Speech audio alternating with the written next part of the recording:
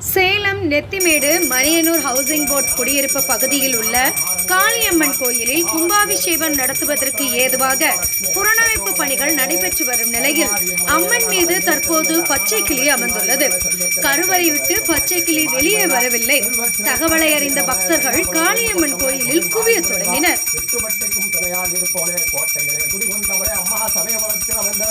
சகலகளாய் வள்ளியாய் பிறந்தவளே அம்மா மணியனூரில் அமைந்திருக்கும் எங்கள் கருமாரி அம்மனே நமகே. பக்த கோடி குறைகளையும் நிவர்த்தி செய்து நம்ம வாழ்க்கையில் ஒளி வளர்ச்சி ஏற்றி வைத்து வருதா அம்மா குங்கும பொட்டுக்காரியே நம வேப்பனக்காரியே நமகே. சரஸ்வதி கடாட்சம் தனம் தரும் கல்வி தரும் தரும் யாவ மனம் தரும் தெய்வ வடிவம்